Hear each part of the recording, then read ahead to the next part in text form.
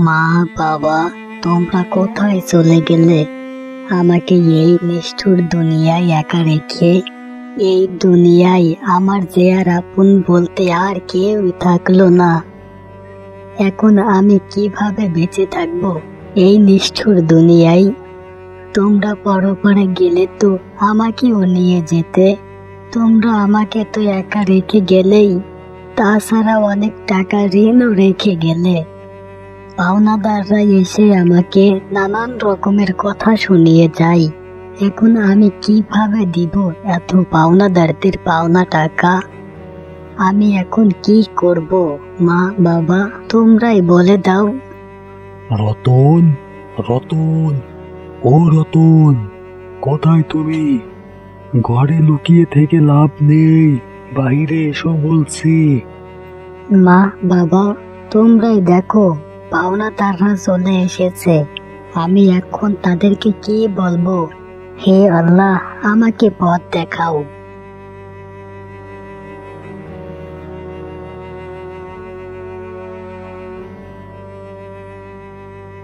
মোড়ল চাচা, আপনি এসেছেন? না এসে তো আর পারলাম না। তোমাকে তো বলে গিয়েছিলাম পাওনা টাকাগুলো ফেরত দিয়ে আসতে। তা তোমার কি হলো? টাকাগুলো তো আর দিয়ে আসলে না, কারণ কি? চাচা, আপনি তো জানেনই আমি ছোট মানুষ। তাছাড়া আমার তো কোনো ইনকাম নেই। আমি আপনার টাকা কিভাবে পরিশোধ করব? তুমি ছোট না বড়, ইনকাম করো কি করো না, সেটা তো আমার দেখার বিষয় না। আমি শুধু এটাই জানি, তুমি আজকে এবং এখনই আমার টাকাগুলো ফেরত দিবে, ব্যাস। চাচা, আমি এখন এতগুলো টাকা কোথায় পাবো? তুমি কোথায় টাকা পাবে সেটা তো আমি জানি না। তুমি যদি এখনই আমার পাওনা টাকাগুলো ফেরত না দিতে পারো, তোমাদের এই বাড়ি আমার নামে লিখে দিতে হবে। এখন দেখো তুমি কি করবে। চাচা, আমাকে আর কিছুদিন সময় দেন। খবরদার রতন, তুমি এ কথা আর বলবে না। তোমাকে 2 মাস যাবৎ সময় দিয়েছি, এখন আর সময় দেয়া সম্ভব নয়। যা করার তোমাকে আজকেই করতে হবে। আচ্ছা চাচা, আমি আমার মা বাবা রেখে যাওয়া শেষ স্মৃতিটাও লিখে দিচ্ছি। আপনি দলিল রেডি করেন।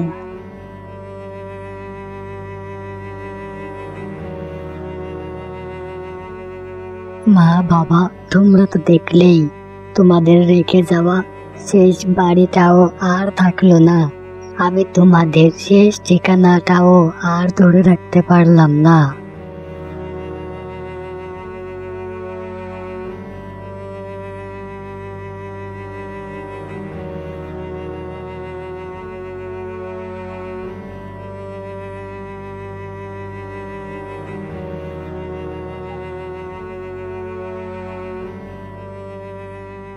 অনেক ক্লান্ত হয়ে পড়েছি, একটু জিরিয়ে নেই।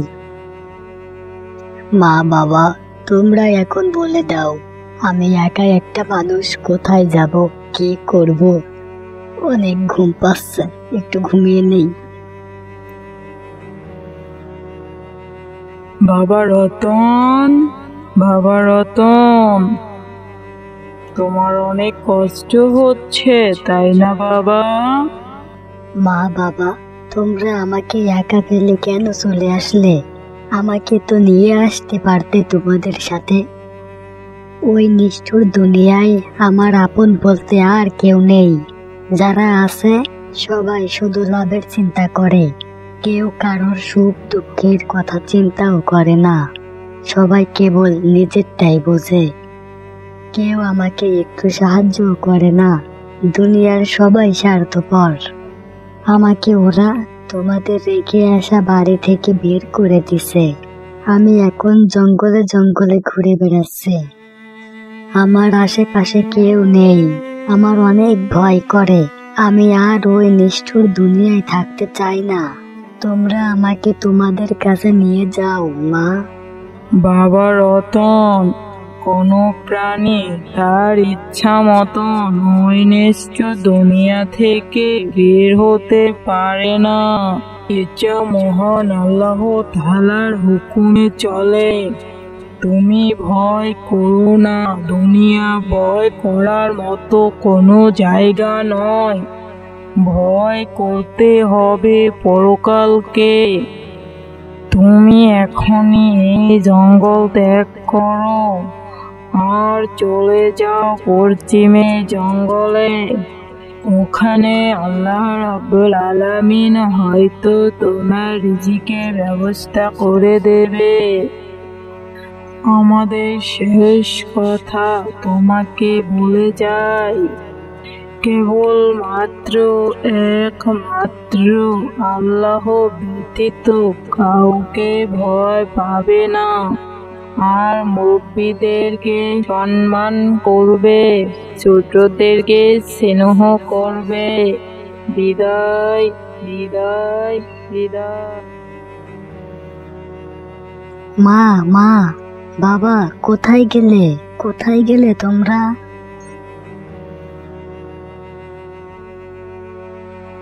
মা বাবার সাথে কথা হলো, তারা আমাকে আল্লাহ ব্যতীত কাউকে ভয় করতে নিষেধ করেছে, আর এই জঙ্গল ত্যাগ করে পশ্চিমের জঙ্গলে যেতে বলল। আমাকে আর এই জঙ্গলে এক মুহূর্তেও থাকা ঠিক হবে না, আমি চলে যাই।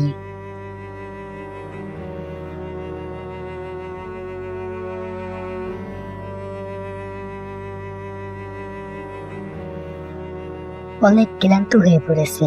সামনে একটা বড় গাছ দেখা যাচ্ছে, গাছটার গোড়ায় বসে একটু জিরিয়ে নেই।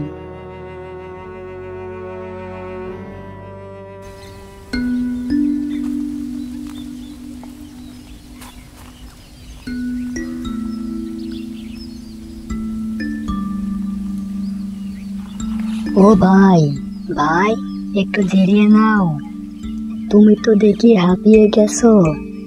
না ভাই, আমার হাতে সময় খুবই কম। এগুলো গঞ্জে বিক্রি করে আমার আবার চাল ডাল কাঁচা বাজার করে আনতে হবে। ভাই, আমিও ওদিকে যাচ্ছিলাম, পশ্চিমের জঙ্গল পর্যন্ত যাব। তোমার ভ্যান গাড়িটা আমার কাছে দাও, আমি জঙ্গল পর্যন্ত তোমার ভ্যানটা নিয়ে যাই।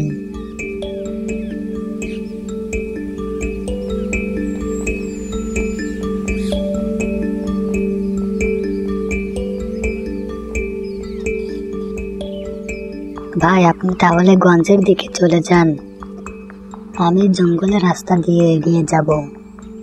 তোমাকে অনেক ধন্যবাদ ভাই, আশা করি খোদা তাআলা তোমার উপর রহমত করবে।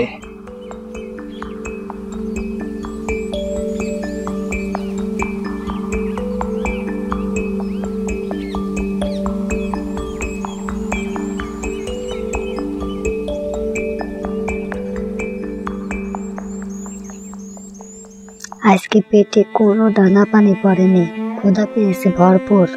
আমি আর পারতেছি না, এই গাছটার নিচে একটু বসি।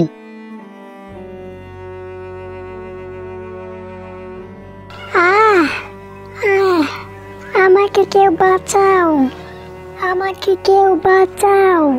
আরে টুনি পাখি কি বাঁচাও বাঁচাও বলে চিৎকার করে? হ্যাঁ ভাই, আমি, আমার শরীরে তীর ঢুকেছে, আমাকে বাঁচাও।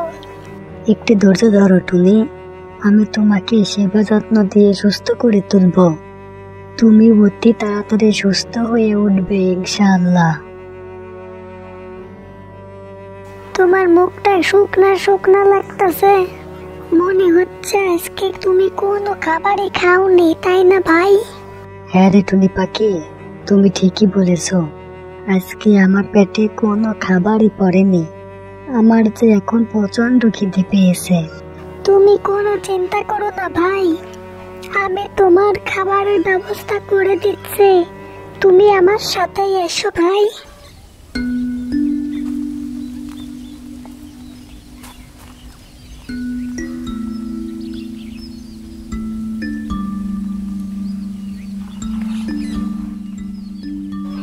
তুমি নিচে দাঁড়াও, আমি আম ছিঁড়ে দিচ্ছি। এই গাছের আম একটার বেশি যে খেতে পারবে, অল্প কিছুদিনের ভিতরে তার সব অভাব অনটন দূর হয়ে যাবে। এটা হলো জাদুই আম। তাই নাকি টুনি পাখি? তাহলে তাড়াতাড়ি করে দাও, দেখি আমি একটার বেশি খেতে পারি কিনা। আচ্ছা ভাই, দিচ্ছি।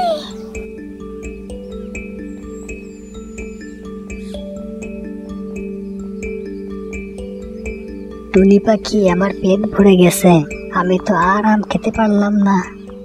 2টা আম খেয়েছি, এটাই যথেষ্ট। অনেকদিন পর কেউ 2টা আম খেতে পারলো। তুমি তৈরি থেকো, অল্প কিছুদিনের ভিতরেই তোমার ভাগ্য পরিবর্তন হয়ে যাবে।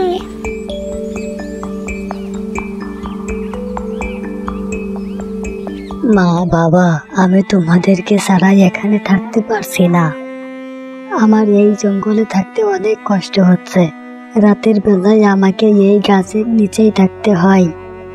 পোকামাকড় এসে আমার শরীরে কামড় দেয়। আমি তো এখানে আর থাকতে পারছি না। দয়া করে তোমরা আবার আমাকে দেখা দাও।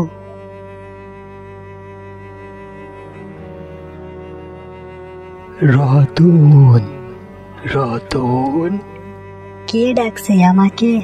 রতন, আমি কুয়া থেকে বলছি। কে আপনি? কি চান আমার থেকে? তোমার থেকে আমার কিছুই চাওয়ার নেই রতন। আমি তোমাকে কিছু সাহায্য করতে এসেছি। আমি সবই দেখেছি। তোমার দিনগুলো অনেক দুঃখ দুর্দশায় কাটতাছে। তোমার থাকা খাওয়ার কোনো জায়গা নেই। তুমি আমার দিকে এগিয়ে এসো রতন।